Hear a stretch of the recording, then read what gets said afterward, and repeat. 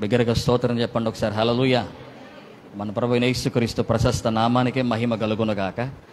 దేవుని నామానికే ఘనత కలుగునుగాక. ఆదివారపు ఆరాధనకు వచ్చిన మీ అందరికీ మన ప్రభువైన యేసుక్రీస్తు ప్రశస్త నామంలో ప్రత్యేకమైన శుభాలు వందనాలు తెలియజేస్తూ ఉన్నాం. చాలా సంతోషం. ఈ రీతిగా దేవుని సన్నిధానానికి మరి నడిపించబడిన విధానం బట్టి దేవునికే సమస్త ఘనత మహిమ ప్రభావాలు చెల్లిస్తూ ఉన్నాను.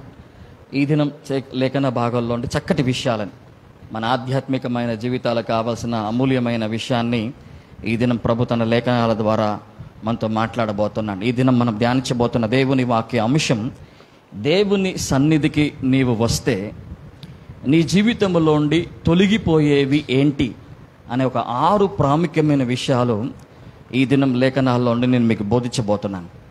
దేవుని సన్నిధికి సాధారణంగా సహజంగా మామూలుగా మనం వస్తూ ఉంటాం. దేవుని సన్నిధికి అలవాటుగానో లేకపోతే ఒక వాడుకగానో ఒక ఆచారబద్ధంగా మనం వస్తూ ఉంటాం. కానీ దేవుని సన్నిధికి ఉన్న మహిమ, దేవుని సన్నిధికి ఉన్న ఆధిక్యత, దేవుని సన్నిధికి ఉన్న దీవెన ఎంత గొప్పదంటే, దేవుని సన్నిధికి వచ్చి ఒక యథార్థమైన హృదయముతో నిండు మనసుతో దేవుని ఆరాధించగలిగితే, పూర్ణ మనసుతో పూర్ణ బలముతో దేవుని స్తుతించగలిగి, విశ్వాసంతో నమ్మకముతో దేవుని సన్నిధానములో దేవుని సముఖానికి మనం రాగలిగితే మన జీవితాల్లో దేవుడు గొప్ప కార్యాలు చేస్తాడు. దేవునికి స్తోత్రం చెప్పండి. హల్లెలూయా. దేవుని నామానికి మహిమ చెల్లించండి. హల్లెలూయా.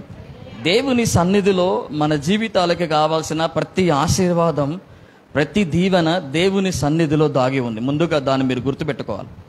దేవుని సన్నిధికి మనం అనేక అవసరతలతో వస్తాం, సమస్యలతో వస్తాం, ప్రతికూలతలతో వస్తూ ఉంటాం. అనేక పరిస్థితుల్లో మనం దేవుని సన్నిధానానికి మనం వస్తూ ఉంటాం. కానీ దేవుని సన్నిధానానికి వచ్చినప్పుడు ఎప్పుడు మన మనసులో మనం జ్ఞాపకం చేసుకోవాల్సింది, మన మనసులో ఎప్పుడు ఈ 6 ప్రాముఖ్యమైన విషయాలు మన మదిలోకి రావాలా. నేను ఎప్పుడు మీకు ఇలాంటి సందేశాన్ని చెప్పలేదు, కానీ చాలా జాగ్రత్తగా ఈ సందేశాన్ని మీరు వినండి. దేవుని సన్నిధికి వచ్చినప్పుడు ప్రతి ఒక్కరి జీవితంలో, ప్రతి వ్యక్తి జీవితంలో దేవుడు ఈ 6 కార్యాలు చేస్తాడు. ఈ 6 విషయాల్లో దేవుని గొప్ప దీవెనలను మనం చూడగలుగుతాం.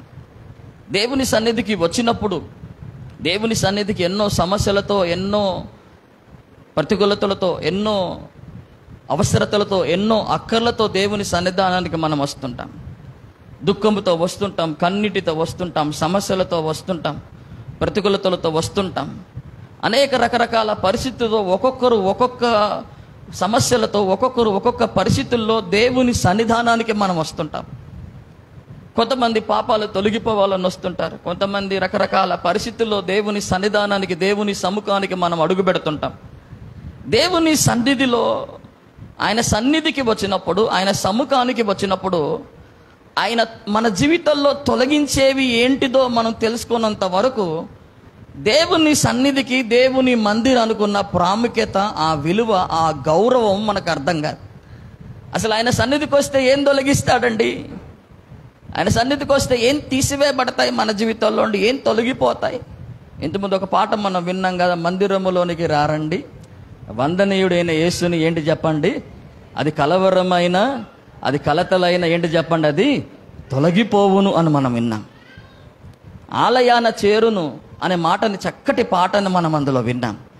అవును, దేవుని సన్నిధికి మనం వస్తే, దేవుని సముఖానికి వస్తే మన జీవితంలో దేవుడు తొలగించే ఒక 6 ప్రాముఖ్యమైన కారణాలు, అవి మనం విన్నప్పుడు, అవి మనం తెలుసుకున్నప్పుడు దేవుని మందిరం పట్ల ఒక గౌరవము, ఒక ఆధిక్యత మనకి పెరిగింది.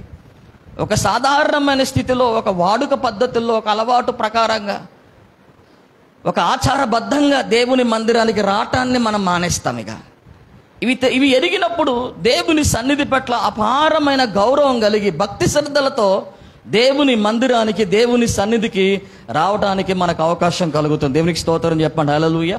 ప్రభు బల్ల ఆరాధన, తైలాభిషేక ఆరాధన ఉంది కాబట్టి క్లుప్తంగా ఆ 6 పాయింట్స్ని త్వరగా మీకు చెప్పడానికి నేను ప్రయత్నం చేస్తాను. మన అంశం ఏంటంటే, దేవుని సన్నిధికి వచ్చినప్పుడు ఆయన మన జీవితాల్లోండి తొలగింపజేసేవి ఏంటిది, మన జీవితాల్లోండి తొలగిపోయేవి ఏంటిది, లేఖన భాగాల్లోండి నేను మీకు చూపిస్తాను. మొట్టమొదటిగా దేవుని సన్నిధికి మనం వచ్చినప్పుడు, దేవుని సముఖంలోకి మనం అడుగు పెట్టినప్పుడు, ఆయన సముఖంలో ఆయన దివ్య సన్నిధి, ఆయన మహిమ, ఆయన ప్రసన్నత దేవుడున్న స్థలములో, దేవుని నివాస స్థలానికి మనం అడుగు పెట్టినప్పుడు, ఆయన సన్నిధిలో మన కాలు పెట్టి ఆయన సన్నిధికి మనం వచ్చినప్పుడు మన జీవితాల్లో ఆయన తొలగించేటి ఏంటిదనంటే యెషయా గ్రంథం 6వ అధ్యాయం 7వ వచనములో మొట్టమొదటి మాట మీరు అక్కడ చూస్తారు, చదవండి. ఇది అప్పుడు బైక్లో చదవండి. ఇది నీ పెదవులకు తగిలేను గనుక నీ పాపమునకు ప్రాయశ్చితమాయను, నీ దోషము తొలగిపోయాను. దేవునికి స్తోత్రం చెప్పండి. హల్లెలూయా. దేవుని సన్నిధికి వచ్చినప్పుడు ఒక వ్యక్తి జీవితంలో మొట్టమొదటిగా తొలగిపోయేది ఏంటంటే అతని దోషము తొలగిపోయేది. దేవునికి స్తోత్రం చెప్పండి. హల్లెలూయా. మీ పక్కన వాళ్ళతో షేక్ హ్యాండ్ ఇచ్చి చెప్పండి, దేవుని సన్నిధికి నీ వస్తే నీ దోషము తొలగిపోతుంది. ఆమేన్. ఎలా వచ్చాడు యెషయా? దేవుని మందిరములో యెషయా వచ్చి దేవుని దివ్య దర్శనాన్ని చూస్తూ ఉన్నాడు. దేవుడు పరిశుద్ధుడని, ఆయన కేరుబుల సేరుబుల చేత ఆయన ఆరాధించబడుతున్నవాడని, ఆ పరిశుద్ధమైన దివ్య దర్శనాన్ని యెషయా పొందినప్పుడు, ఆ దర్శనాల్లో చూస్తున్నప్పుడు తన పాపపు స్థితి, తన దోష స్థితి యెషయాకి బహిర్గతమైనప్పుడు వెంటనే నేను అపవిత్రమైన పెదవుల గలవాడనయ్యా, అపవిత్రమైన జనుల మధ్యలో నేను నివసించుచున్నానని ఇది ఎక్కడ చెప్తున్నాడు తెలుసా? ఇది దేవుని మందిరంలో చెప్తున్నాడు. ఎక్కడ చెప్తున్నాడు చెప్పండి? ఎక్కడ చెప్తున్నాడు? చదవండి. యెషయా గ్రంథాన్ని తీయండి, 6వ అధ్యాయాన్ని తీయండి. 6వ అధ్యాయంలో తీయండి. లేఖన భాగాల్లో మీరు చూడండి. దేవుని లేఖన భాగాల్లో మీరు వారి కంఠస్వరము వలన 4వ వచన భాగములో గడప కుమ్మ పునాదులు కదులుచు మందిరము ధూపము చేత నిండగా. ఎక్కడ నిండింది చెప్పండి? మందిరములో చూస్తూ ఉన్నాడు. ఇది మందిరములో కలిగిన అనుభవం. ఇది మందిరములోకి యెషయా నడిపింపబడ్డప్పుడు, దైవ దర్శనాన్ని చూసినప్పుడు, దేవుని సముఖములో నుండి ఒక బలిపీఠం మీద నుండి ఒక నిప్పు వచ్చి అతని పెదాలకి తొలగినప్పుడు వాక్యం చెబుతున్న చక్కటి మాట ఏంటంటే నీ పాపములకు ప్రాయశ్చితమాయను, నీ దోషము తొలగిపోయాను. ఆమేన్. ఎలాంటి వ్యక్తి అయినా దేవుని సన్నిధికి అడుగు పెడితే, దేవుని సముఖానికి వచ్చి ఆయనను ఆరాధిస్తే వారి పాపాలకి ప్రాయశ్చితం కలుగుతుంది, వారి దోషములన్నీ తొలగిపోతాయి. దేవునికి స్తోత్రం చెప్పండి. హల్లెలూయా. చెప్పండి చెప్పండి. వారి దోషములన్నీ ఏంటి చెప్పండి? తొలగిపోతాయి. ఏ దోషమైనా కావచ్చు, అది ఏ రకమైన పరిస్థితుల ద్వారా కలిగిన దోషం కావచ్చు, ఏ విధమైన పాపమైనా కావచ్చు, అది ఏ స్థితిలో అయినా ఉండొచ్చు. వాటన్నిటినీ దేవుని సన్నిధిలో ఉన్న అనుభవము ఒక వ్యక్తిని ఏం చేస్తుందనంటే, ఆయన సన్నిధికి ఉన్న మహిమ ఎంత గొప్పదంటే అతని పాపానికి ప్రాయశ్చితం ఇస్తుంది, అతని దోషాన్ని తొలగిస్తుంది. దేవునికి స్తోత్రం చెప్పండి. హల్లెలూయా. అతని పాపానికి ఏమిస్తుంది చెప్పండి? అతని దోషములన్నిటిని ఏం చేస్తే చెప్పండి? తొలగిస్తుంది. మీకు తెలిసిందే, ఇద్దరు వస్తారు దేవుని మందిరానికి. లూకా సువార్త 18వ అధ్యాయం 10వ వచనములో ఒకరు సుంకరి అయి ఉన్నాడు, ఒకడు పరిసయ్యుడు అయి ఉన్నాడు. ఇద్దరు దేవుని మందిరానికి వచ్చి దేవుని సన్నిధిలో ఇద్దరు ప్రార్థన చేస్తూ ఉంటారు, ఇద్దరు మొరపెడతా ఉంటారు. ఇక్కడేమో పరిసయ్యుడేమో చాలా ఎక్కువగా తను తాను డంబముగా, తను తాను గర్వముగా ప్రవర్తిస్తూ తాను చేసినవన్నీ దేవుని దగ్గర చెప్పుకుంటూ తన పాపం కొరకైన ఆ ప్రార్థన చేయకుండా ఉంటాడు. కానీ లేఖన భాగంలో మీరు చదవండి, లూకా సువార్త 18వ అధ్యాయం 13వ వచన భాగంలో, అయితే సుంకరి దూరముగా నిలుచుండి ఆకాశము వైపు కన్నులెత్తుటకైనను, ఆ సుంకరి దేవుని లేఖన భాగాల్లో ఆకాశం వైపు అయిన కన్నులెత్తుటకు చాలక రొమ్ము కొట్టుకొనుచు దేవా దేవా పాపినైన నన్ను కరుణించమని పలికెను. పాపినైన నన్ను కరుణించమని పలికినాడు. అతనికంటే ఇతడు నీతిమంతుడుగా తీర్చబడి వెళ్ళాడు. ఒక వ్యక్తి పాపిగా అడుగుపెట్టి దోషముతో ఉన్నవాడు, పాపముతో ఉన్నవాడు ఎట్లా తీర్చబడి వెళ్తున్నాడు తెలుసా? నీతిమంతుడిగా తీర్చబడి వెళ్తా ఉన్నాడు. నీతిమంతుడిగా ఎప్పుడు తీర్చబడతాడంటే ఒక వ్యక్తి పాపములు తొలగిపోయినప్పుడే, ఒక వ్యక్తి దోషములు తొలగిపోయినప్పుడే ఒక వ్యక్తి నీతిమంతుడు అవుతాడు. దేవుని సన్నిధిలో పాపినైన నన్ను కరుణించయ్యా అని ఆకాశం వైపైన కన్నులెత్తుటకు ధైర్యము చాలక రొమ్ము కొట్టుకుంటున్న సుంకరి ప్రార్థన దేవుడు విన్నాడు, అతని దోషాన్ని తొలగించాడు. ఆమేన్. ఎలాంటి పాపమైనా ఉండొచ్చు ఒక వ్యక్తిలో, ఎలాంటి దోషమైనా ఒక వ్యక్తిలో ఉండొచ్చు, కలిగి ఉండవచ్చు అతను. దేవుని సన్నిధికి ఉన్న మహిమ ఎంత గొప్పది, దేవుని సన్నిధికి ఉన్న ధన్యత ఎంత గొప్పదంటే ఒక వ్యక్తి దోషములన్నీ అది తీసివేయగలదు. దేవునికి స్తోత్రం చెప్పండి, హల్లెలూయా. ఒక వ్యక్తి దోషములన్నీ ఏం చేయగలదు చెప్పండి, అది తీసివేయగలదు.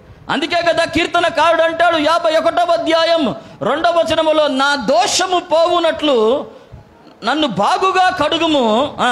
నా దోషం పోవునట్లు, నా దోషము పోవునట్లు నన్ను బాగుగా కడుగుము, నన్ను బాగుగా కడుగుము. నా పాపము పోవునట్లు, నా పాపము పోవునట్లు నన్ను పవిత్రపరచు, నన్ను పవిత్రపరచుము. ఈ ప్రార్థన చేయగలిగితే చాలు.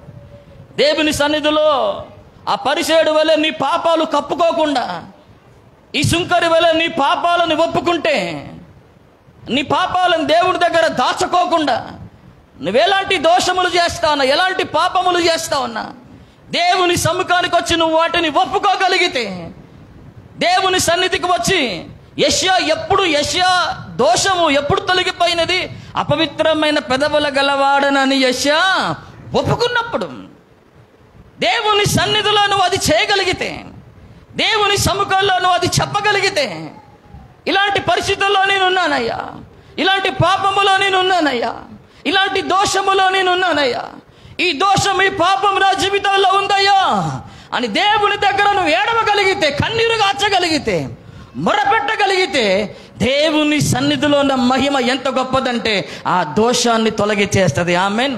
దేవునికి స్తోత్రం చెప్పండి, హల్లెలూయా. ఆ దోషాన్ని ఏం చేస్తుంది చెప్పండి, తొలగిస్తుంది. కీర్తనకారుడు 38వ అధ్యాయం 4వ వచనంలో అంటాడు కదా, ఎంత చక్కటి మాట అంటాడో చదవండి.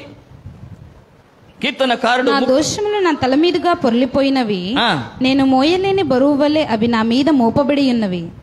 అలా ఒకసారి చదువు. కీర్తనల గ్రంథం 38వ అధ్యాయం 4వ వచనం. నా దోషములు నా తల మీదుగా పొర్లిపోయినవి, నేను మోయలేని బరువు వలె అవి నా మీద మోపబడి ఉన్నవి. నా దోషములు ఎట్లా ఉన్నాయట చెప్పండి, నా తల మీదగా పోయబడి ఉన్నాయి.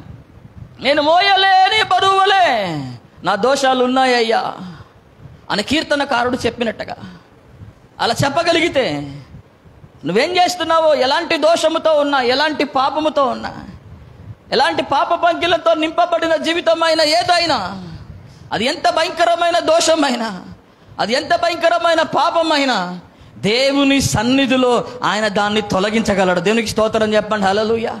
దేవుని సన్నిధిలో ఆయన ఏం చేయగలడు చెప్పండి, దాన్ని తొలగించగలడు. అందుకే కదా దేవుడి లేఖన భాగంలో మనం చదువుతున్నాం, యెషయా గ్రంథం 6వ అధ్యాయం 7వ వచన భాగములో, నీ పాపములకు ప్రాయశ్చిత్తమాయను, నీ దోషము ఏంటి చెప్పండి, తొలగిపోయాను. ఈరోజు దేవుని సన్నిధికి అడుగు పెడుతున్న నీవు, దేవుని సముఖంలోకి వస్తున్న నీవు, దోషంతో రావచ్చు, పాపముతో రావచ్చు, కానీ పాపముతో వెళ్ళకూడదు, దోషంతో వెళ్ళకూడదు. ఎందుకంటే ఆ పాపాన్ని, ఆ దోషాన్ని తీసివేయగలిగే శక్తి ఆయన మందిరములో ఉన్నది కాబట్టి. ఒకవేళ నువ్వు వస్తూ అదే పాపముతో వెళ్ళిపోతున్నావా, అదే దోషంతో తిరిగి నువ్వు వెళ్ళిపోతున్నావా, ఒప్పుకోకుండా, దాన్ని విడిచిపెట్టే శక్తి పొందుకోకుండా, దేవుని అగ్ని చేత నువ్వు కాల్చబడుకోకుండా, దేవుని సముఖంలో ఆ యొక్క అనుభవంలోకి నువ్వు రాకుండా అలాగే వెళ్ళిపోతుంటే, దేవుని మందిర అనుభవం నువ్వు వ్యర్థం చేసుకుంటా ఉన్నావు. దేవుని మందిర అనుభవం నీకు వృధా అయిపోతోంది. నామకార్థంగా వస్తూ ఉన్నావు, పాటలు పాడుతూ ఉన్నావు, కూర్చుంటా ఉన్నావు, కాసేపు ఏదో వాక్యాన్ని వింటూ ఉన్నావు, వాక్యం విన్న తర్వాత ఏదో ప్రార్థన చేసుకొని వెళ్ళిపోతా ఉన్నావు, దాంట్లో ఏ ఉపయోగం లేదు నీకు. నీ సన్నిధికి వచ్చినప్పుడు, ఆయన సన్నిధికి వచ్చినప్పుడు నీ దోషము తొలగిపోయే రీతిగా నువ్వు దేవుని దగ్గర ప్రార్థన చేయాలా. ఎట్లా ప్రార్థన చేయాలా? యోబు గ్రంథం 13వ అధ్యాయం 23వ వచన భాగంలో రాయబడ్డట్టు, దేవుని సన్నిధిలో యోబు గ్రంథం 13వ అధ్యాయం 23వ వచనములు, ఆయన సన్నిధికి రాగానే, ఆయన సముఖంలోనికి రాగానే, అడుగు పెట్టగానే నీ నోటిలోండి రావాల్సిన ప్రార్థన ఏంటి తెలుసా? అయ్యా నా దోషములెన్నయ్యా, నా పాపములెన్నయ్యా అని యోబు అంటున్నట్టుగా, యోబు గ్రంథం 13వ అధ్యాయం 23వ వచనం, నా దోషములెన్ని, నా దోషములెన్ని, నా పాపములెన్ని, నా పాపములెన్ని, నా అతిక్రమమును, నా అతిక్రమమును, నా పాపమును, నా పాపమును నాకు తెలియజేయము. నాకేంటి చెప్పండి, నీవు తెలియజేయి, నువ్వు నాకు తెలియజేయ్యా, నాకే దోషాలు ఉన్నాయ్యా, నాలో ఏ పాపాలు ఉన్నాయ్యా, వాటిని నాకు తెలియజేయి. నా పాపములెన్ని, నా అతిక్రమములెన్ని, నా దోషములెన్ని అని దేవుని దగ్గర నువ్వు అడిగితే దేవుడు నీకు దాన్ని తెలియజేసినప్పుడు నువ్వు వాటిని ఒప్పుకోగలిగితే దేవుని సన్నిధిలో ఉన్న ఆయన మహిమ, ఆయన ప్రభావం ఎంత గొప్పదంటే నీ ప్రతి దోషము తొలగిపోయగలిగే అనుభవం ఉన్నది ఆయన సన్నిధిలో. దేవునికి స్తోత్రం చెప్పండి. హల్లెలూయా చెప్పండి. మన అంశం ఏంటో చెప్పండి. దేవుని సన్నిధికి వస్తే మీ జీవితంలో నుండి లేక మన జీవితంలో నుండి తొలగిపోయేవి ఏంటి? మనకెప్పుడు మన జీవితంలో రావాల్సినవి ఏంటే ధ్యానిస్తూ ఉంటాం. రావాల్సిన ఆశీర్వాదాలు, రావాల్సిన దీవెనల గురించే అయ్యగారులు మీకు చెప్తా ఉంటారు. మీరు కూడా ఆసక్తిగా వింటూ ఉంటారు. పేపర్ల మీద పేపర్లు, బుక్కుల మీద బుక్కులు నిండిపోయేటట్టు రాస్తారు. కావాల్సినవి రాయమంటే రాస్తారు, తొలగిపోయే రాయమంటే మాత్రం కష్టమైపోయింది చాలా మందికి. కానీ లేఖన భాగంలో చూస్తున్నాం, దేవుని సన్నిధికి వస్తే మన జీవితంలో నుండి తొలగిపోయేది మొట్టమొదటిగా ఏంటంటే సమయం లేదు. వాక్య భాగం మనకు ప్రభు వల్ల ఆరాధన, తైలాభిషేక ఆరాధన ఉంది కాబట్టి తొలగిపోయేది ఏంటి చెప్పండి? మొట్టమొదటి ఏంటి చెప్పండి? దోషం. రెండవదిగా దేవుని సన్నిధికి వచ్చినప్పుడు మన జీవితంలో నుండి తొలగిపోయేది ఏంటంటే యెషయా గ్రంథం 14వ అధ్యాయం 25వ వచన భాగాన్ని చదవండి. నా దేశంలో అశూరును సంహరించదను, నా పర్వతముల మీద వాని నలుగదొక్కెదను. చదవండి. వాని కాడి నా జనముల మీద నుండి తొలగిపోవును. వాని కాడి నా జనముల మీద నుండి తొలగిపోవును. వాని భారము వారి భుజం మీద నుండి భుజముల మీద నుండి తొలగింపబడును. దేవుని సన్నిధికి వచ్చినప్పుడు మీ జీవితంలో తొలగిపోయేది రెండవది ఏంటి తెలుసా? మీ జీవితముల మీద ఉన్న కాడి తొలగిపోయింది. దేవునికి స్తోత్రం చెప్పండి. హల్లెలూయా. ఏం తొలగిపోయింది చెప్పండి? కాడి. లేఖన భాగంలో ఈరోజు మనం ధ్యానిస్తూ ఉన్నాం, నా దేశములో అశ్షూరును సంహరించదను. ఈ అశ్షూరు దేనికి సూచనగా ఉంది? సాతాను సంబంధమైన రాజ్యానికి ఈ అశ్షూరు సూచనగా ఉన్నది. నా పర్వతముల మీద వానిని నలగదొక్కెదను, వాని కాడి నా జనుల మీద నుండి ఏం చేస్తాను చెప్పండి? నేను తొలగిస్తాను. దేవునికి స్తోత్రం చెప్పండి. హల్లెలూయా. దేవుని సన్నిధికి వస్తే నువ్వు గుర్తుపెట్టుకోవాలా, రెండోదిగా నీ జీవితంలో తొలగిపోయేది ఏంటి తెలుసా? నీ భుజముల మీద మోపబడిన కాడి తొలగిపోయింది. దేవునికి స్తోత్రం చెప్పండి. హల్లెలూయా. మీ జీవితముల మీద ఉన్న కాడి తొలగిపోయింది. మనుషుల జీవితాల్లో రకరకాల కాడులు మనుషుల జీవితాల్లో ఉంటాయి. ఒక ఆవు మీద దాని భుజముల మీద కాడి మోపుతారు, అది నడవటానికి, అది నడిపించబడడానికి. ఈ రోజున అలాగే మనుషుల మీద రకరకాల కాడులు మనుషుల మెడల మీద, మనుషుల జీవితాల మీద ఉంటూ వస్తున్నాయి. లేఖన భాగంలో చూస్తే అపవాది కాడి ఉంటా ఉంటుంది. ఏ కాడి ఉంటా ఉంటుంది చెప్పండి? అపవాది కాడి.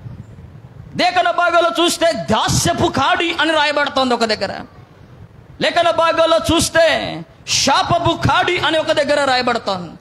లేఖన భాగాలు చూస్తే అనారోగ్యపు కాడి అని రాయబడతాం. 18 సంవత్సరముల నుండి అనారోగ్యము చేత నడుము వంగిపోయిన స్త్రీ. అంటే ఆమె మీద ఏ కాడి ఉన్నట్టు చెప్పండి? అనారోగ్యం అనే కాడి. నడుము వంగిపోయి అనారోగ్యముతో ఉన్న ఒక కాడి ఆమె మీద మోపబడ్డది.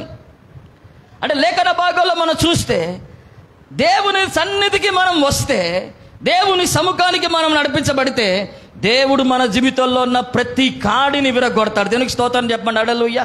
ప్రతి కాడిని తొలగిస్తాడు. ఇర్మియా గ్రంథం 28వ అధ్యాయం 11వ వచన భాగంలో మీరు చదివితే, ఇర్మియా గ్రంథం 28వ అధ్యాయం 11వ వచనం, ప్రజలందరి ఎదుట ఇట్లా నేను యెహోవా ఈలాగు సెలవిచ్చుచున్నాడు, 2 సంవత్సరములలోగా నేను బబులోను రాజైన నెబుకద్నెజరు కాడిని సర్వజనముల మెడ మీద నుండి తొలగించి, సర్వజనుల మెడల మీద నుండి నేను తొలగించి దానిని విరిచివేసేదను. దేవునికి స్తోత్రం చెప్పండి. హల్లెలూయా. దాన్ని విరిచివేస్తాడని లేఖన భాగంలోనే వాక్యమే రాయబడుతోంది. ఏ కాడి ఉన్నా అనేక సంవత్సరాల నుండి మోపబడినది అయి ఉండొచ్చు, అనేక ఏళ్ల నుండి మోపబడినది అయి ఉండొచ్చు. మీకు తెలియకోకుండా మీరు దాన్ని మోస్తుండొచ్చు. అపవాది కాడి కావచ్చు, అనారోగ్యపు కాడి కావచ్చు, శాపపు కాడి కావచ్చు, దాస్యపు కాడి కావచ్చు. ఏ కాడి మీ మీద మోపబడుతూ ఉన్నా ఆ కాడిని ఆయన తన సన్నిధిలో తొలగించేస్తాడు. దేవునికి స్తోత్రం చెప్పండి. హల్లెలూయా. అందుకని దేవుని ఆత్మ ఎక్కడ ఉండునో అక్కడ ఏంటి చెప్పండి? అక్కడ ఏముంటుంది చెప్పండి? 2వ కొరింథీయుల పత్రిక 3వ అధ్యాయం 17వ వచనం, దేవుని ఆత్మ ఎక్కడ ఉండునో అక్కడ ఏముంటుంది చెప్పండి? స్వాతంత్రం ఉందంటే అక్కడ కాడి విరిచివేయబడిన అర్థం. అక్కడ స్వాతంత్రం ఎప్పుడు వస్తుంది మనకి? స్వేచ్ఛ ఎప్పుడు వస్తుంది? నువ్వు కాడిని మోస్తున్నప్పుడు కాదు, కాడి నీ మీద మోయబడినప్పుడు కాదు, కాడి నీ మీద ఉన్నప్పుడు కాదు స్వాతంత్రం వచ్చేది, స్వేచ్ఛ వచ్చేది. స్వేచ్ఛ స్వాతంత్రం మన జీవితంలో ఎప్పుడు వస్తుందంటే, దేవుని లేఖన భాగంలో మనం చూస్తున్నాము కదా, ఆ కాడి విరిచివేయబడాలా. దేవునికి స్తోత్రం చెప్పండి, హల్లెలూయా. ఆ కాడిని ఏం చేయాలి చెప్పండి? ఆయన విరిచివేయబడాలి. అవును, దేవుని దగ్గరికి నువ్వు రాగలిగితే ఆయన నీ కాడిని విరిచివేస్తాడు. అందుకే కదా హోషేయ గ్రంథం 11వ అధ్యాయం 4వ వచనంలో అంటాడు, స్నేహ బంధముతో నేను నిన్ను ఆకర్షించి నీ కాడిని నేను తీసివేదును అన్నాడు. చదవండి అక్కడ హోషేయ గ్రంథం 11వ అధ్యాయం. ఒకడు మనుష్యులను తోడుకొని పోవునట్లుగా 4వ వచనం, స్నేహబంధములతో నేను వారిని బంధించి ఆకర్షించి తిని. స్నేహబంధముతో నేను వారిని బంధించి నేను వారిని ఆకర్షించి తిని. ఒకడు పశువుల మీద కాడిని తీసినట్లు, ఒకడు పశువుల మీద కాడిని తీసివేసినట్లు నేను వారి కాడిని తీసి వారి ఎదుట భోజనము పెట్టి తిని. వారి ఎదుట భోజనము పెట్టేదని అంటున్నాడు. దేవునికి స్తోత్రం చెప్పండి, హల్లెలూయా. అలాంటి కృప దేవుడు నీకు ఇస్తాడు, అలాంటి ధన్యత దేవుడు నీకు ఇస్తాడు. ఒకవేళ ఏదైనా కాడి నీ మీద మోపబడుతూ ఉండొచ్చు, ఏ కాడైనా ఉండొచ్చు. ఒకవేళ బంధకపు కాడియా, అపవాది కాడియా, దురాత్మల కాడియా, లేకపోతే అనారోగ్యపు కాడియా, లేకపోతే శాపపు కాడ, దాస్యపు కాడ, అపవాది కాడ, ఏ కాడైనా దేవుని సన్నిధిలో ఆయన ఏం చేస్తాడనంటే ఆయన దాన్ని విరిచివేసేస్తాడు. దేవునికి స్తోత్రం చెప్పండి, హల్లెలూయా. దేవుని సన్నిధికి వస్తే మన జీవితాల్లో దేవుడు 6 తొలగిస్తాడు. అందులో ఆయన తొలగించేది మొట్టమొదటిది ఏంటంటే దోషము. చెప్పండి, ఏంటి చెప్పండి అది. రెండోదిగా ఆయన తొలగించేది ఏంటంటే కాడి. మూడోదిగా ఆయన తొలగించేది ఏంటంటే యెషయా గ్రంథం 51వ అధ్యాయం 11వ వచనం. యెషయా గ్రంథంలో నుండి నేను మీకు చూపిస్తున్నాను, తొలగిపోయేవి యెషయా గ్రంథంలో ఉన్న ఆ విషయాలు నేను మీకు చూపిస్తున్నాను. యెషయా గ్రంథం 51వ అధ్యాయం 11వ వచనం. యెహోవా విమోచించిన వారు సంగీతనాదముతో సియోనునకు తిరిగి వచ్చి. సియోను దేవుని మందిరానికి, ఆయన సన్నిధికి సూచన. ఎక్కడికి వస్తారట చెప్పండి? వాళ్ళు సియోనుకి వస్తారట. వచ్చిన వారు చదవండి, నిత్య సంతోషము వారి తలల మీద ఉండును. వారు సంతోష ఆనందం గలవారగుదురు. దుఃఖమును నిట్టూర్పును తొలగిపోవును. దేవునికి స్తోత్రం చెప్పండి, హల్లెలూయా. ఈ కారణం కొరకు ఎతుకుతున్నట్టున్నారు కొంతమంది. అమ్మ దుఃఖము నిట్టూర్పు తొలగిపోయిందంట. అమ్మ ఈ కారణం అయితే మొత్తానికి దొరికింది. 6 కారణాలు ఏది మాకు లేకపోయినా దుఃఖం నిట్టూర్పు అయితే తొలగిపోవాలన్నట్టున్నారు కొంతమంది. ఇక్కడ లేఖన భాగంలో మీరు చూడండి, యెహోవా విమోచించిన వారు సంగీతనాదముతో సియోనుకి ఏంటాడో చెప్పండి? వారు దేవుని మందిరానికి వస్తున్నారు. వారు సియోను దేవుని ఆలయానికి, ఆయన సన్నిధికి, ఆయన యొక్క సముఖానికి సూచన అది. లేఖన భాగాలు చూస్తే నిత్య సంతోషం వారి తలల మీద ఉంటుంది. వారు సంతోష ఆనందం గల వారగుదురు. దుఃఖము నిట్టూర్పును ఏంటి చెప్పండి? చెప్పండి. దుఃఖము నిట్టూర్పు ఏమైపోతుంది చెప్పండి? తొలగిపోతుంది. నువ్వే దుఃఖముతో అయినా రావచ్చు, ఏ నిట్టూర్పుతో అయినా రావచ్చు.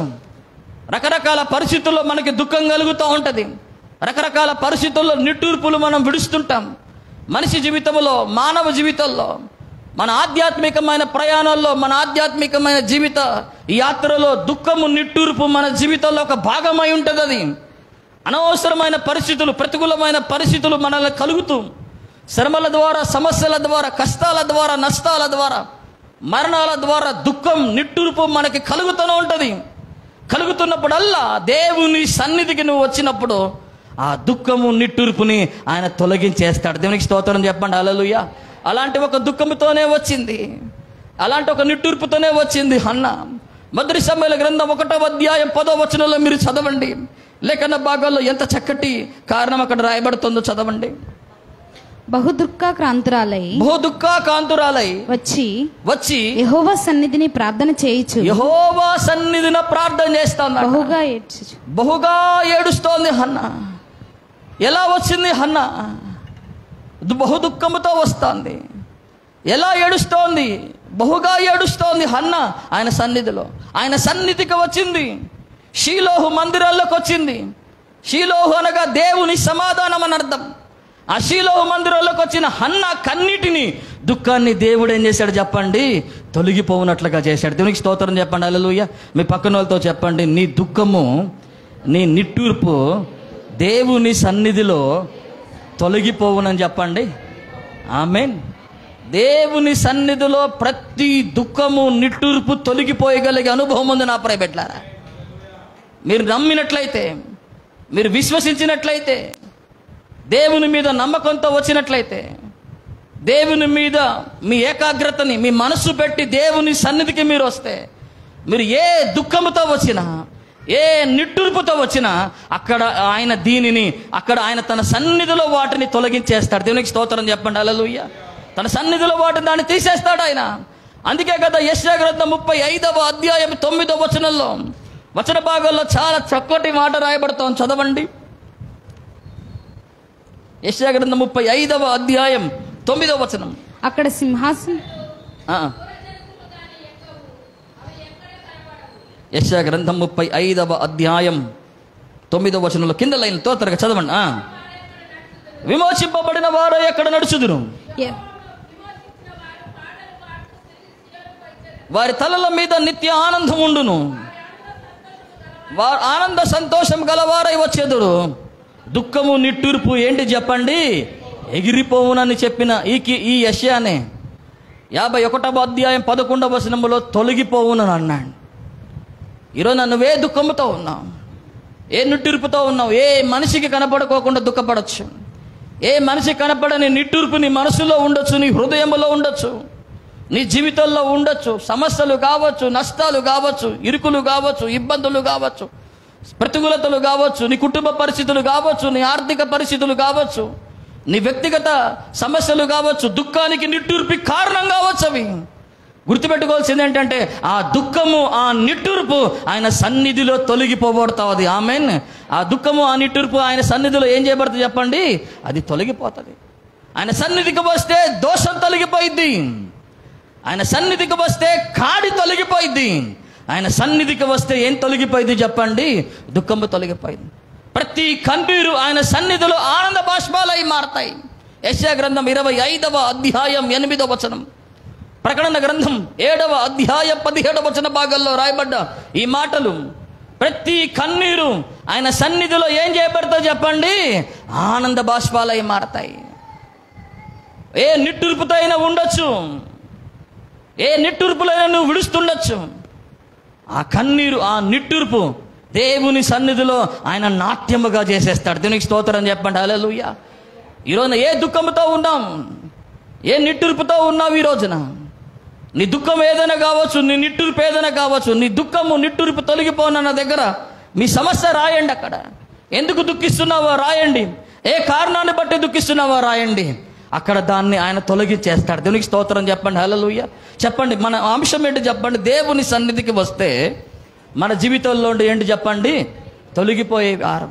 ఇవి 6 తెలిసినప్పుడు దేవుని సన్నిధి పట్ల మనకు ఒక గౌరవం కలిగిద్ది. దేవుని సన్నిధి పట్ల మనకు అపారమైన ఆసక్తి కలిగిద్ది. అవునా, దేవుని సన్నిధి ఇంత మహిమ గలదా? దేవుని సన్నిధిలో ఇంత ఆధిక్యతలు ఉన్నాయా? దోషము తొలగిపోయే అనుభవం ఉన్నదా? కాడి తొలగిపోయే అనుభవం ఉండదా?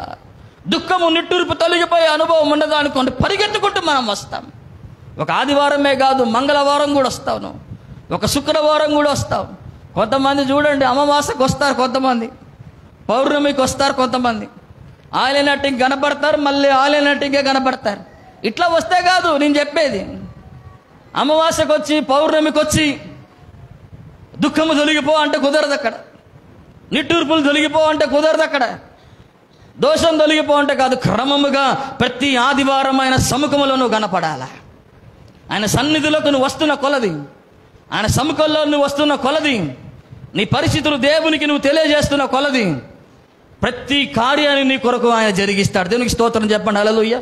4వదిగా మన జీవితంలో దేవుని సన్నిధికి రావటం ద్వారా తొలగిపోయేది 4వది ఏంటంటే, కీర్తనల గ్రంథం 57వ అధ్యాయం 1వ వచనం చదవండి త్వరగా. కీర్తనల గ్రంథం. కరుణింపుము దేవా, నన్ను కరుణింపుము, నేను నీ శరణు జొచ్చి ఉన్నాను. ఈ ఆపదలు తొలగిపోవు వరకు, ఈ ఆపదలు తొలగిపోవు వరకు నీ రెక్కల నీడను శరణు జొచ్చి ఉన్నాను. నీ రెక్కల నీడన నేను శరణు జొచ్చి ఉన్నాను. దేవునికి స్తోత్రం చెప్పండి. హల్లెలూయా. దేవుని సన్నిధి గురించి దేవుని సముఖం గురించి కీర్తనకారుడైన దావీదు ఈ మాట రాస్తూ ఉన్నాడు, ఈ కీర్తన రాస్తూ ఉన్నాడు.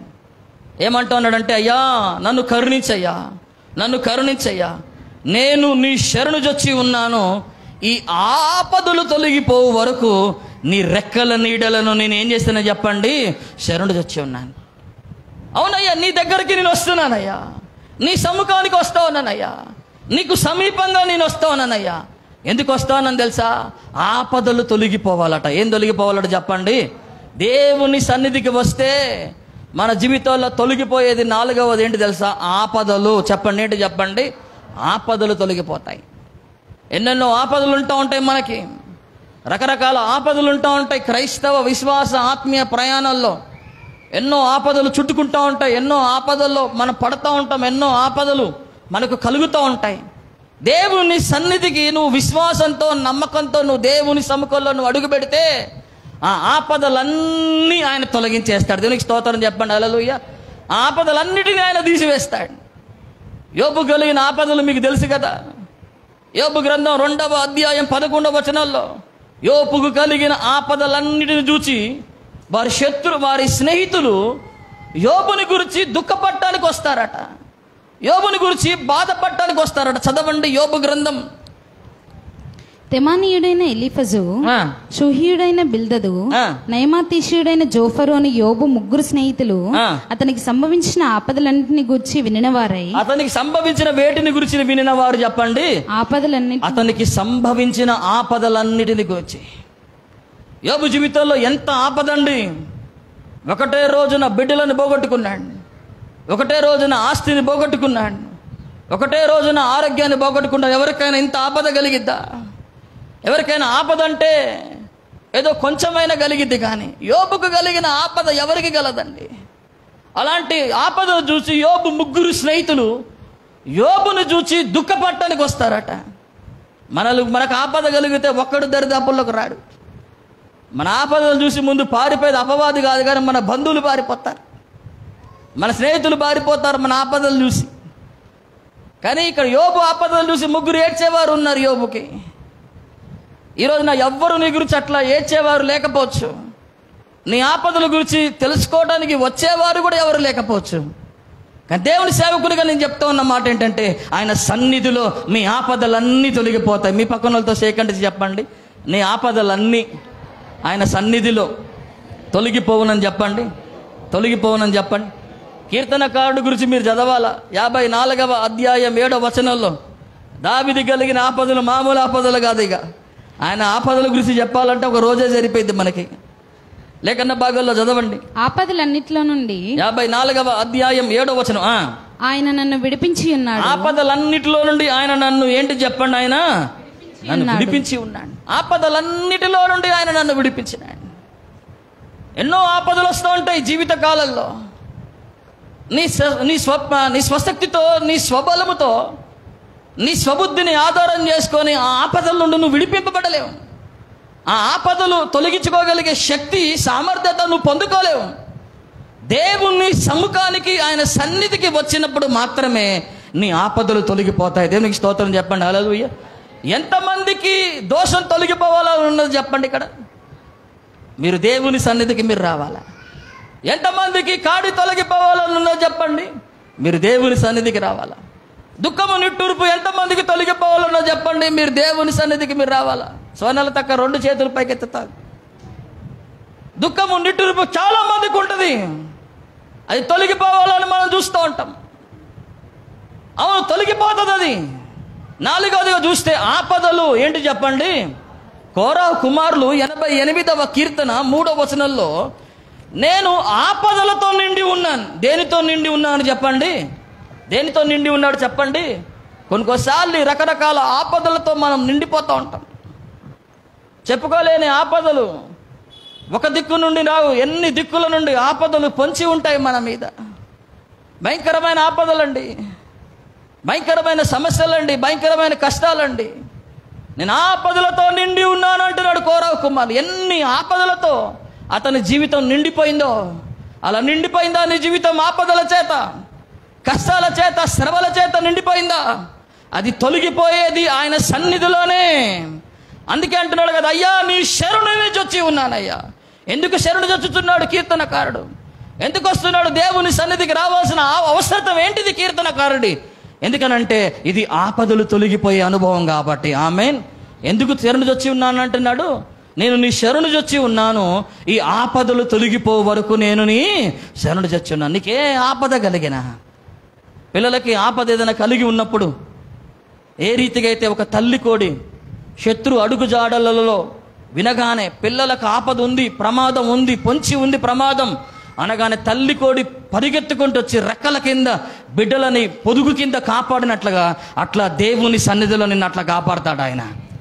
దేవుని సన్నిధిలో ఆయన ఆపదలు తొలగిపోయే అనుభవం ఉంది నా ప్రియ బిడ్డలారా. అందుకనే మనం పాడుతూ ఉంటాగా, ఎన్నెన్నో ఆపదలు నన్ను చుట్టినను.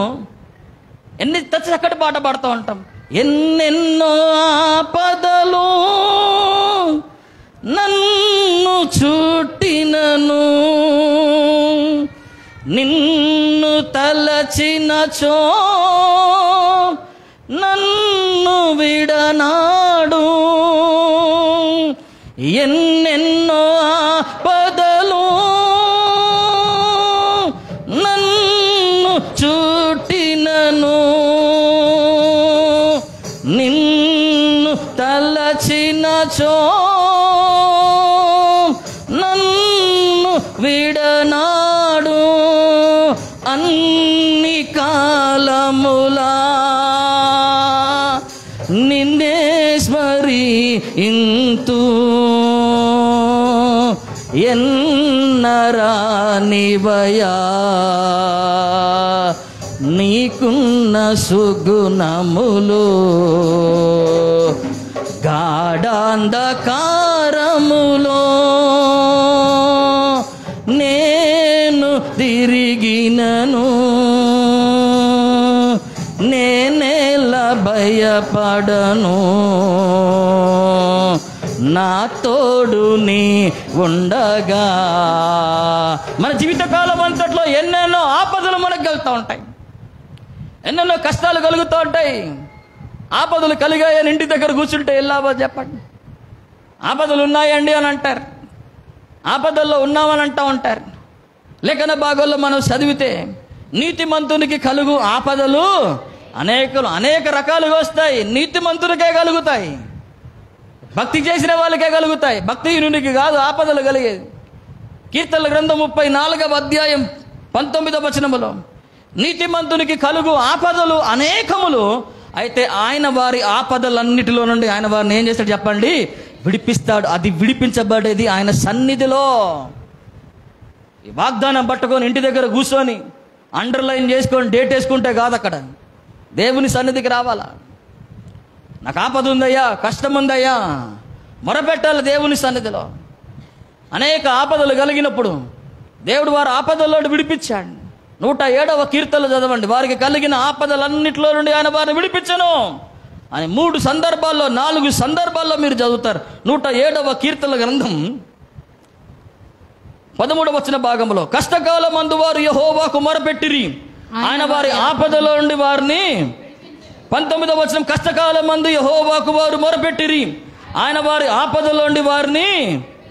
లేఖన భాగంలో మీరు చదివితే ఎన్ని సందర్భాల్లో చదవండి. 28వ వచనములో, శ్రమలకు తాళలేక వారు యెహోవాకు మొరపెట్టిరి, ఆయన వారి ఆపదల్లో ఏంటి చెప్పండి? విడిపించాను. ఎప్పుడు విడిపించబడతావు? నువ్వు మొరపెట్టబడాలా, నువ్వు మొరపెట్టాలి దేవుని దగ్గర. కీర్తనకారుడు విషయంలో మనం ధ్యానిస్తున్న పౌలుకు కలిగిన ఆపదలు మామూలు ఆపదలా చెప్పండి? 2వ కొరింథీ 11:26 అంటాడు కదా, నదుల వలన కలిగిన ఆపద, దొంగల వలన కలిగిన ఆపద, కపట సహోదరుల వల్ల కలిగిన ఆపద, ప్రయాణాల వల్ల కలిగిన ఆపదలు, ఇంకా చెప్పవలసినవి అనేకములు ఉన్నాయి అని అంటాడు పౌలు భక్తుడు, అపోస్తలుడైన పౌలు భక్తుడు 2వ కొరింథీయులకు రాసిన పత్రిక 11వ అధ్యాయం 26వ వచనంలో. దేవుని లేఖన భాగాల్లో అవునా అనేకమైన ఆపదలు మనకు కలుగుతూ ఉంటాయి. అన్ని ఆపదలు పౌలుకి కలిగిన, పౌలును దేవుడు సురక్షితంగా ఉంచాడు, పౌలును దేవుడు క్షేమకరంగా ఉంచాడు. ఎందుకంటే పౌలు పట్ల దేవుడు గొప్ప ప్రణాళిక కలిగి ఉన్నాడు కాబట్టి. దేవునికి స్తోత్రం చెప్పండి, హల్లెలూయా. అందుకనే దేవుని సన్నిధికి వస్తే మన జీవితాల్లో తొలగిపోయేవి ఏంటివి? దోషము తొలగిపోతుంది, రెండవదిగా కాడి తొలగిపోతుంది, మూడవదిగా దుఃఖము తొలగిపోతుంది, నిట్టూర్పు తొలగిపోతుంది, నాలుగవదిగా ఆపదలు తొలగిపోతున్నాయి, ఐదవదిగా నిర్గమకాండం 23వ అధ్యాయం 25వ వచనం చదవండి. నిర్గమకాండం 23వ అధ్యాయం 25వ వచనం. నీ దేవుడిని యెహోవానే సేవింపవలెను, నీ దేవుడైన యెహోవాను నువ్వు సేవింపవలెను. అప్పుడు ఆయన నీ ఆహారమును నీ పానమును దీవించును. నేను నీ మధ్య నుండి రోగమును తొలగించెదను. దేవునికి స్తోత్రం చెప్పండి. హల్లెలూయా. రోగము తొలగిపోయింది. ఆరోదిగా ఏం తొలగిపోయింది చెప్పండి? రోగము తొలగిపోయింది. అందుకే అంటాడు కదా ద్వితీయోపదేశ కాండం 7వ అధ్యాయం 15వ వచనములో, మీకు కలిగిన సర్వ రోగములని ఆయన తొలగిస్తాడట. ఒక్క రోగం కాదు. చదవండి అక్కడ. ద్వితీయోపదేశ కాండం 7వ అధ్యాయం 15వ వచనం. యెహోవా నీ యొద్ద నుండి సర్వ రోగములను తొలగించి నీ వెరిగి ఉన్న ఐగుప్తులోని కఠినమైన క్షయవ్యాధులన్నిటినీ నీకు దూరపరిచి నిన్ను ద్వేషించు వారందరి మీదకే వాటిని పంపించి సర్వ రోగాలను తొలగిస్తాడు. ఏం తొలగిస్తాడు చెప్పండి? చెప్పండి, ఏ రోగాలు తొలగిస్తాడు చెప్పండి? సర్వ రోగాలు తొలగిస్తారు. ఏ రోగమైనా కావచ్చు, అది ఏ వేదన కావచ్చు, ఆ రోగం అంతా దేవుడు తొలగిస్తాడు. ఆ వ్యాధి అంతా ఆయన తొలగిస్తాడు. దేవునికి స్తోత్రం చెప్పండి. హల్లెలూయా. మత్తయి సువార్త 21వ అధ్యాయం 14వ వచనములో, ఆయన దేవాలయములో ఉండగా ఆయన దగ్గరికి అనేక రోగం కలిగిన వారు, వ్యాధి కలిగిన వారు ఆయన దగ్గరికి రాగా ఆయన వారిని స్వస్థపరచెను అన్న మాట మీరు చదువుతారు. చదవండి అక్కడ. గుడ్డివారును కుంటివారును దేవాలయంలో ఆయన యుద్ధకు రాగా ఆయన వారిని స్వస్థపరిచి ఆయన వారిని ఏం చేశాను చెప్పండి? స్వస్థపరిచాడు. చూడండి, దేవాలయంలో ఆయన వారిని స్వస్థపరిచాడు. అదే స్వస్థత ఇంకా ఉన్నది ఇక్కడ. దేవాలయంలో ఆయన మనల్ని బాగు చేస్తాడండి. దేవాలయంలో ఆయన మనల్ని ముట్టగలుగుతాడు. అనేక రోగం కలిగిన వారు, వ్యాధి కలిగిన వారు దేవాలయంలోకి రాగా ఆయన వారిని స్వస్థపరిచినాడు. మరప్పుడు స్వస్థపరిచాడండి. యేసయ్య ఉన్నాడు. మరి ఇప్పుడు దేవాలయంలోకి వస్తే ఎట్లా స్వస్థత కలిగిద్ది? ఎట్లా వ్యాధి కలిగిద్ది? ఎట్లా వ్యాధి నుండి ఎలా మనకి విడుదల కలిగిద్దనంటే, ఆనాడు యేసయ్య ఆయన ఒక సమయంలో ఒక స్థలంలో నిలబడ్డప్పుడు ఒక స్త్రీ వచ్చి ఆయన వస్త్రాన్ని తాకింది. ఆయన స్త్రీ వచ్చి దేన్ని తాకింది చెప్పండి? విశ్వాసముతో ఆయన వస్త్రాన్ని తాకగానే, ఆ వస్త్రపు చెంగుని ముట్టగానే ప్రభావం వెళ్ళి ఆ స్త్రీని తాకినప్పుడు ఆ స్త్రీ ఏమైపోయింది చెప్పండి? స్వస్థత నొందింది. ఇప్పుడు ఆ వస్త్రము దేవుని మందిరం మీద ఉన్నది. దేవునికి స్తోత్రం చెప్పండి. హల్లెలూయా. యెషయా గ్రంథం 6వ అధ్యాయం 1వ వచనంలో నేను చెప్పిన మాటను చదవండి. త్వరగా చదవండి. రాజైన ఉజ్జియా మృతి నొందిన సంవత్సరమున అత్యున్నతమైన సింహాసనమందు ప్రభువు ఆసీనుడై ఉండగా నేను చూచితిని. ఆయన చొక్కాయి అంచులు దేవాలయమును ఎక్కడ నిండిపోయినది చెప్పండి? ఏ రోగముతో వచ్చిన ఆ చొక్కాయి అంచులు దేవాలయాన్ని నింపివేసినాయి. దేవునికి స్తోత్రం చెప్పండి. హల్లెలూయా. మీ చెయ్యి పెట్టి ఊపితేనే కాదు, అక్కడ విశ్వాసంతో వస్తే చాలు. కొంతమందిని ఊపాల, కొంతమంది ఏకంగా మసాజ్ చేయగా ఇక హెయిర్ సెలూన్కి పోకుండా మా దగ్గరికి వచ్చినట్టుండరు కొంతమందిగా. ఒకటే ఊపి వాళ్ళని ఇక మెడక ఇరవాల్సిందే కొంతమందిని. అయితే ఇక మామూలుగా ప్రార్థన చేస్తే పోరు వీళ్ళుగా గట్టిగా ఎడమ పక్కకి, కుడి పక్కకి, ముందు పక్కకి, ఎడమ పక్కకి, వెనక పక్కకి 4 దిక్కుల తలకాయ అట్టిడు తిప్పితే కానీ చాలా ఎగారండి అంటారు. ఇక ఇప్పుడు అట్లాంటివి ఏం అవసరం లేదు అక్కడ. ఎందుకంటే దేవుని సన్నిధిలో ఆయన చొక్కాయి అంచులతో అది నిండిపోయింది. ఆమేన్. విశ్వాసంతో వస్తే చాలు, నమ్మకంతో వస్తే చాలు. దేవజనుడే ఉండాల్సిన అవసరం లేదు. ఆయన సన్నిధికి వచ్చి కన్నీరు గారుస్తూ నీ వ్యాధి కొరకు, నీ రోగం కొరకు నువ్వు ఇక్కడ ఏడుస్తా ఉంటే ఆ చొక్కాయి అంచులలో ఉన్న ప్రభావం ఇంకా సజీవంగానే ఉన్నది. ఆమేన్. అది తాకటానికి ఇంకా సిద్ధంగానే ఉన్నది. అది ఎవరు వచ్చిన వారికి స్వస్థత, ఎవరికి వచ్చిన వారికి విడుదల, వారికి వారి రోగాలు బాగలిగే శక్తి. అందుకని దేవుని సన్నిధికి వస్తే ఏం తొలగిపోయింది చెప్పండి? ఏం తొలగిపోయింది చెప్పండి? రోగం తొలగిపోయింది. దేవాలయ ద్వారం దగ్గర కూర్చున్నాడు ఒకడు. దేవాలయ సంగతి కాదు, కొంతమంది ద్వారం దగ్గర కూర్చుంటారు, కొంతమంది ఎంత లోపలికి రమ్మన్నారు. దేవాలయం ద్వారం దగ్గర ఒకడు కూర్చున్నాడు అని రాయబడ్డది. అపోస్తుల కార్యములు 3వ అధ్యాయం 2వ వచనం. వాన్ని కూడా దేవుడు ఉత్తినే విడిచిపెట్టలే. పేతురు యోహాన్లు వాని చూసి వారి కొరకు ప్రార్థన చేయగా వాడు వెంటనే లేచిన దిగ్గున లేచి గంతులేసుకుంటూ దేవాలయంలోకి పోయిండు. దేవునికి స్తోత్రం చెప్పండి. హల్లెలూయా.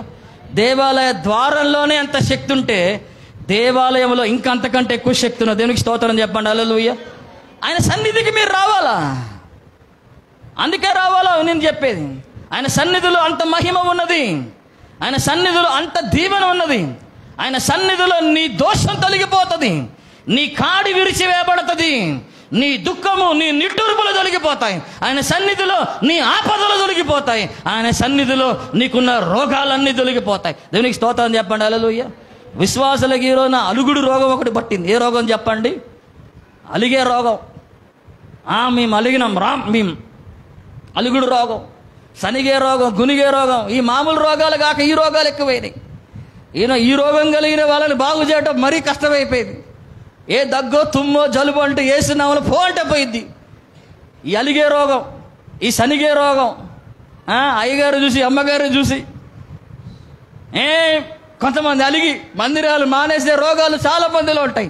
అట్లాంటి రోగాలన్నీ కూడా పోతాయి. దేవునికి స్తోత్రం చెప్పండి. హల్లెలూయా. ఆరోదిగా చూస్తే దేవుని సన్నిధికి వచ్చినప్పుడు తొలగిపోయేది ఏంటిదని అంటే చదవండి. 2వ దినవృత్తాంతాల గ్రంథం 30వ అధ్యాయం 8వ వచనం.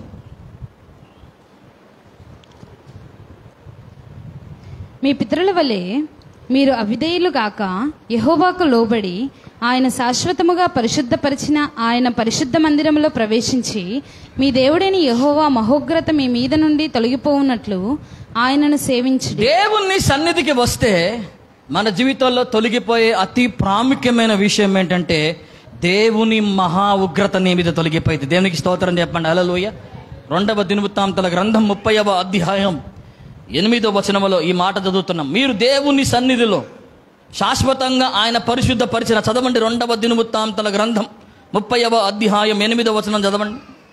మీ పితరుల వలె మీరు అవిధేయులు గాక యెహోవాకు లోబడి ఆయన శాశ్వతముగా పరిశుద్ధపరిచిన ఆయన పరిశుద్ధ మందిరంలో ప్రవేశించి మీ దేవుడైన యెహోవా మహోగ్రత మీ మీద నుండి తొలగిపోవునట్లు. ఎవరైతే దేవుని సన్నిధికి క్రమంగా వస్తారో, దేవుని సన్నిధికి ప్రతి వారం దేవుని సముఖంలో కనపడతారో, ఏం పొందుకున్నారండి? ఏం మేలొచ్చిందండి? మీకు ఏం లాభం అండి దేవుని సన్నిధికి వస్తే?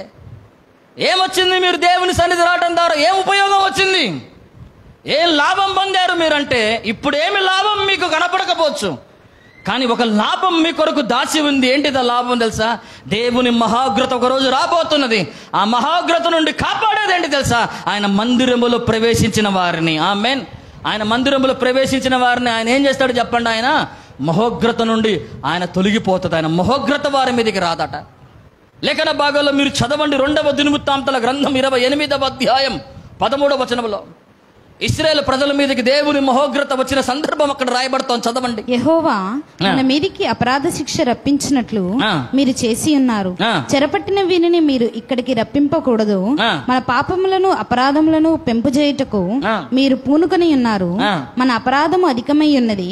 ఇశ్రాయేలు వారమైన మన మీద మహోగ్రత రేగి ఉన్నది. ఇశ్రాయేలు మన మీద ఏమి రేగింది చెప్పండి?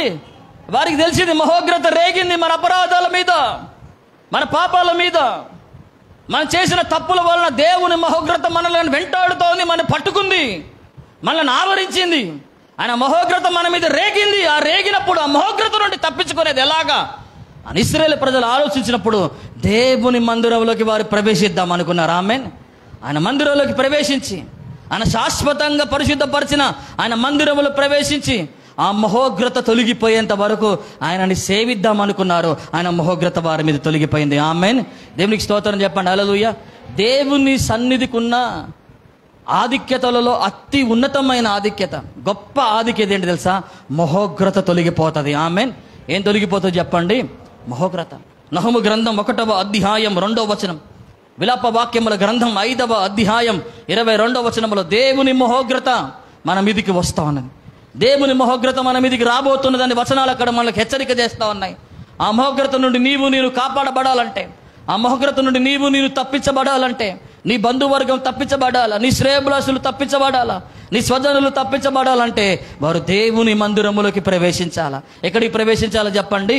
దేవుని మందిరం. దేవుని మందిరములు ప్రవేశించిన ప్రతి ఒక్కరి మీద నుండి వారి పితరుల ద్వారా వచ్చిన పాపాల ద్వారా కావచ్చు, వారి వ్యక్తిగత జీవితాల ద్వారా చేసిన పాపాల ద్వారా కలిగిన మహోగ్రత కావచ్చు, ఏ మహోగ్రత అయినా అది తొలగిపోతుంది. దేవునికి స్తోత్రం చెప్పండి. హల్లెలూయా. ఆయన దాన్ని తీసివేయగలిగే కృప మనకిస్తాడు. దేవుడు తన వినికిడిలో ఈ అమూల్యమైన మాటలను దీవించును గాక. కళ్ళు మూసుకుందాం, ప్రార్థన చేద్దాం. దయచేసి ప్రార్థనలోకి నడిపించబడదాం. మహోన్నతుడా, మహాగణుడ యేసయ్య,